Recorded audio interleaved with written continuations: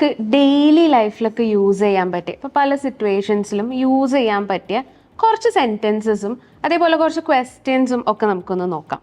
ഇപ്പോൾ ഫസ്റ്റ് തന്നെ നമ്മൾ ആരെങ്കിലും ഒരാൾ എക്സ്പെക്റ്റ് ചെയ്യാന്ന് വെക്കുക, നമ്മുടെ വീട്ടിലേക്ക് ഇപ്പോൾ ഗസ്റ്റ് വരികയാണ്, അല്ലെങ്കിൽ നമ്മുടെ ഏതെങ്കിലും ഫ്രണ്ട് വരുന്നുണ്ട് അങ്ങനെയൊക്കെ വിചാരിക്കുക. അപ്പോൾ നമ്മൾ അവരെ ഇപ്പം നമ്മൾ കുറേ വെയിറ്റ് ചെയ്തു എന്നിട്ടും എത്തിയിട്ടില്ല. അപ്പോൾ നമ്മൾ ചോദിക്കും അല്ലേ, നീ ഇതുവരെ ഇറങ്ങിയില്ലേ, ഇങ്ങനെ ചോദിക്കും അല്ലേ. അപ്പോൾ ആരെയാണെങ്കിലും, ഇപ്പോൾ നമ്മുടെ ഫ്രണ്ടിനോടാണെങ്കിൽ അങ്ങനെ, വേറെ ആരാണെങ്കിലും നമ്മൾ ചോദിക്കും അല്ലേ, ഇതുവരെ ഇറങ്ങിയില്ലേ എന്ന് ചോദിക്കും. നീ എന്നുള്ള ഭാഗമാണ് ചേഞ്ച് ആവുക. അപ്പോൾ നമ്മളിത് ഇംഗ്ലീഷിൽ ചോദിക്കുമ്പോൾ ഇംഗ്ലീഷിൽ നമ്മൾ നീ ആണെങ്കിലും നിങ്ങളാണെങ്കിലും ആരോടാണെങ്കിലും നമ്മൾ യു തന്നെയാണ് യൂസ് ചെയ്യുക. ഓക്കെ, അപ്പോൾ നമ്മൾ ഇംഗ്ലീഷിൽ ഇതിന് ഹാവൻറ്റ് യു ലെഫ്റ്റ് യെറ്റ് എന്ന് ചോദിക്കും. Okay, haven't U left yet. Yet എന്ന് പറഞ്ഞാൽ ഇതുവരെ, ഇതുവരെ എന്നുള്ളതിനാണ് നമ്മൾ യെറ്റ് എന്നുള്ള വേർഡ് യൂസ് ചെയ്യുക. ഓക്കെ, അപ്പോൾ ഹാവൻറ്റ് യു ലെഫ്റ്റ് യെറ്റ് എന്ന് ചോദിച്ചാൽ നീ ഇതുവരെ ഇറങ്ങിയില്ലേ. ഇനിയിപ്പം ഞാൻ ഇറങ്ങാൻ നിൽക്കുകയാണ്, അല്ലെങ്കിൽ ഞാൻ ദാ ഇറങ്ങുകയാണ്, ഞാൻ ഇറങ്ങാൻ പോവുകയാണ്, ഇങ്ങനത്തെ റെസ്പോൺസസ് ഇപ്പം നമ്മളുടെ ഫ്രണ്ട് തരികയാണ്, അല്ലെങ്കിൽ നമ്മൾ തന്നെ പല സിറ്റുവേഷനിലും ഞാൻ ദാ ഇറങ്ങുകയാണ്, ഇറങ്ങാൻ പോവുകയാണെന്നൊക്കെ നമ്മൾ പറയുകയാണ്. അപ്പോൾ ഇതെങ്ങനെയാണ് നമ്മൾ ഇംഗ്ലീഷിൽ പറയുക? നമുക്ക് I'm about to leave എന്ന് പറയാം. അപ്പോൾ നമ്മൾ എന്തെങ്കിലും ഒരു കാര്യം ചെയ്യാൻ പോവുകയാണ് അല്ലെങ്കിൽ ചെയ്യാൻ നിൽക്കുകയാണ്, ദാ ഇപ്പം ചെയ്യും, ഇങ്ങനത്തെ ഇതിന് നമുക്ക് അബൌട്ട് ടു യൂസ് ചെയ്തിട്ട് പറയാം. Okay, about to leave. ഇപ്പം ഇവിടെ ഇറങ്ങാൻ നിൽക്കുകയാണെന്നായതുകൊണ്ട് അബൌട്ട് ടു ലീവ് എന്ന് പറയാം. ഇറങ്ങുക എന്നുള്ളതിന് നമ്മൾ ഒരു സ്ഥലത്ത് നിന്ന് ലീവ് ചെയ്യുക എന്നുള്ള ഇതിലാണ് നമ്മൾ പറയുന്നത്. അപ്പോൾ അബൌട്ട് ടു ലീവ്. ഓക്കെ, ഇനി ഇപ്പം നമ്മൾ ആരെങ്കിലും നമ്മുടെ വീട്ടിലേക്ക് വരികയാണ്, അപ്പം ഞാൻ അവരോട് ചോദിക്കുക, നീ വരുന്ന വഴിക്ക് എനിക്കൊരു സാധനം വാങ്ങിക്കുമോ, എനിക്ക് എന്തെങ്കിലും വാങ്ങിക്കാനുണ്ടെങ്കിൽ നമ്മുടെ വീട്ടിലേക്ക് വരുന്ന ആളോട് നമ്മൾ പറയുകയാണ്, നീ വരുന്ന വഴിക്ക് ഇത് വാങ്ങിക്കണം, അത് വാങ്ങിക്കണം, അവർക്ക് നമ്മൾ പറയുമല്ലോ. അപ്പോൾ ഇതെങ്ങനെയാണ് നമ്മൾ ചോദിക്കുക? നമുക്ക് can you get something for me on the way എന്ന് ചോദിക്കാം. അപ്പോൾ ആ സംതിങ്ങിൻ്റെ ഭാഗത്ത് നമുക്ക് എന്താണോ വേണ്ടത് അതവിടെ റീപ്ലേസ് ചെയ്യാം. അടുത്തത് നമ്മളിപ്പോൾ എങ്ങോട്ടെങ്കിലും പോവുകയാണ്, അപ്പോൾ നമ്മൾ എങ്ങോട്ടാണോ പോകുന്നത് അവിടുന്ന് ഇപ്പോൾ നമ്മുടെ ഫ്രണ്ട് ആണെങ്കിലും ആരാണെങ്കിലും നമ്മളെ അടുത്ത് വിളിച്ച് ചോദിക്കുകയാണ്, ഇപ്പം എന്താണ് എത്താത്തത്, എന്താ ഇത്ര ടൈം എടുക്കുന്നതെന്നൊക്കെ ചോദിക്കുകയാണെങ്കിൽ നമ്മൾ പറയും. ഇപ്പോൾ ട്രാഫിക് ബ്ലോക്ക് ഒക്കെ ഉള്ള സമയത്ത് നമ്മൾ പറയും ഭയങ്കര ട്രാഫിക് ആണെന്നൊക്കെ പറയും അല്ലേ. അപ്പോൾ ഈ ഭയങ്കര ട്രാഫിക് ആണ് എന്നുള്ളത് ഇംഗ്ലീഷിൽ നമ്മളെങ്ങനെയാണ് പറയുക? നമ്മൾ ഭയങ്കര എന്നുള്ളതിനൊക്കെ ശരിക്കും വെരി എന്നുള്ള വേർഡാണ് ഇംഗ്ലീഷിൽ യൂസ് ചെയ്യുക. പക്ഷേ നമ്മൾ ശരിക്ക് ഭയങ്കര ട്രാഫിക് ആണെന്നുള്ളതിന് ജസ്റ്റ് ട്രാഫിക് ഈസ് ബാഡ് എന്ന് പറയാനുള്ളതേ ഉള്ളൂ. ഓക്കെ, ട്രാഫിക് ഈസ് ബാഡ്, സിമ്പിളായിട്ട് അത്രയും മാത്രം പറഞ്ഞാൽ മതി. അല്ലാണ്ട് ഇറ്റ്സ് വെരി ട്രാഫിക് അങ്ങനെയൊക്കെ യൂസ് ചെയ്ത് കേട്ടിട്ടുണ്ട്, പക്ഷേ ട്രാഫിക്കിൻ്റെ കൂടെ ഒന്നും നമ്മൾ വെരി യൂസ് ചെയ്യില്ല. ഓക്കെ, ട്രാഫിക് ഈസ് ബാഡ് എന്ന് മാത്രം പറഞ്ഞാൽ മതി. അടുത്തത് ഇപ്പം നമ്മൾ പല സിറ്റുവേഷനിലും ട്രാഫിക് ബ്ലോക്ക് ഒക്കെ വരുന്നതിൻ്റെ റീസൺ ഈ ഘോഷയാത്രകളൊക്കെ ഉണ്ടാവുമല്ലോ. ഇപ്പോൾ പല ഫെസ്റ്റിവൽസ് സെലിബ്രേഷൻസ് ഒക്കെ വരുമ്പോഴേക്കും റോഡ് ഫുള്ള് ബ്ലോക്ക് ആയിരിക്കും ഈ ഘോഷയാത്രകളൊക്കെ ആയിട്ടല്ലേ. അപ്പോൾ ഇതെങ്ങനെ ഇംഗ്ലീഷിൽ പറയാം?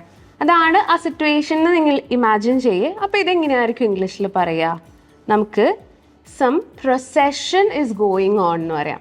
അപ്പോൾ ഈ ഘോഷയാത്ര എന്നുള്ളതിൻ്റെ ഇംഗ്ലീഷ് വേർഡ് പ്രൊസഷൻ ആണ്.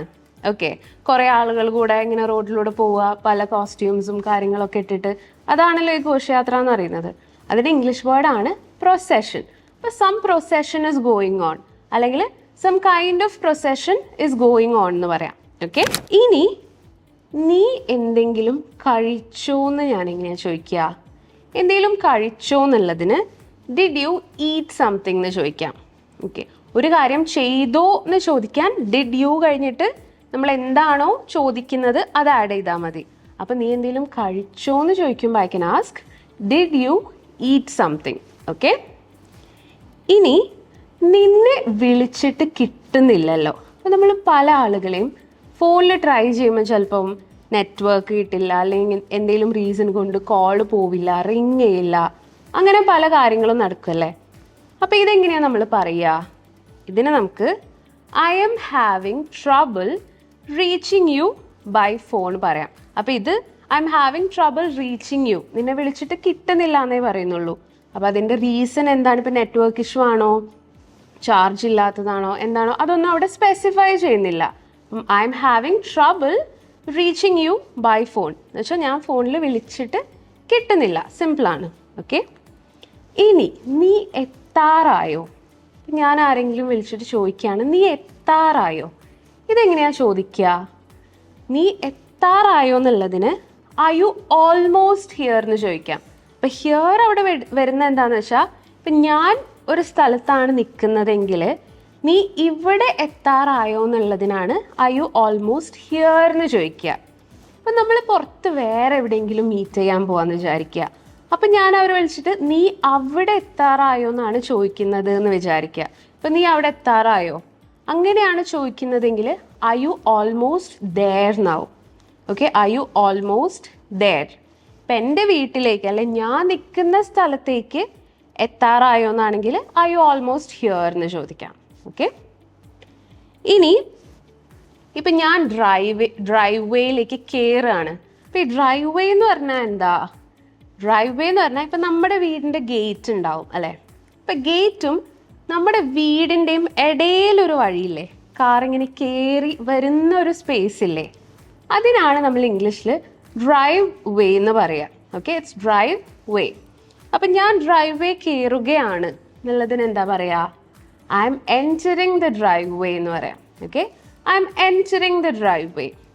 ഓക്കെ, അപ്പം ഞാനിനി എൻ്റെ ഫ്രണ്ടിനോട് അല്ലെങ്കിൽ വന്ന ഗസ്റ്റിനോട് പറയാണ് അവിടെ സൈഡിൽ എവിടെയെങ്കിലും ആയിട്ട് പാർക്ക് ചെയ്തു എന്ന് പറയാണ്. ഓക്കെ, സൈഡിൽ എവിടെയെങ്കിലും ആയിട്ട് വണ്ടി പാർക്ക് ചെയ്തു എന്ന് പറയാണ്. ഇതെങ്ങനെയാണ് ഞാൻ ഇംഗ്ലീഷിൽ പറയാ? എനിക്ക് പറയാം you can park somewhere by the side. Okay, somewhere by the side, അതാണ് സൈഡിൽ എവിടെയെങ്കിലും, ഇന്ന പൊസിഷനിൽ അല്ലെങ്കിൽ ഇന്ന സ്പോട്ടിൽ എന്നൊന്നും പറയുന്നില്ല, സൈഡിൽ എവിടെയെങ്കിലും ആയിട്ട്, അതാണ് സംവെയർ ബൈ ദ സൈഡ് എന്ന് പറയുന്നത്. ഓക്കെ, അപ്പോൾ നമ്മൾ ഡെയിലി ലൈഫിലൊക്കെ യൂസ് ചെയ്യാൻ പറ്റിയ കുറച്ച് സെൻറ്റൻസസ് നമ്മൾ ഇന്നത്തെ വീഡിയോയിൽ പഠിച്ചു. അങ്ങനെ നമ്മുടെ വീഡിയോസിലൂടെ നിങ്ങൾക്ക് യൂസ്ഫുൾ ആയിട്ടുള്ള പല കാര്യങ്ങളും പഠിക്കാൻ പറ്റും.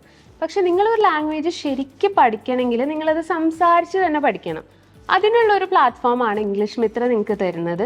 നിങ്ങൾക്കൊരു പേഴ്സണൽ ട്രെയിനറിനോട് സംസാരിച്ച് നിങ്ങളുടെ ഡൗട്ട്സ് ഒക്കെ ക്ലിയർ ചെയ്തിട്ട് ഇംഗ്ലീഷ് പഠിക്കാം. ആൻഡ് റിസൾട്ട് ഉറപ്പാണ്.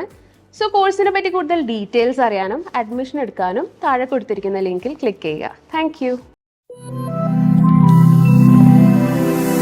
English Mitra. Stop worrying, start learning.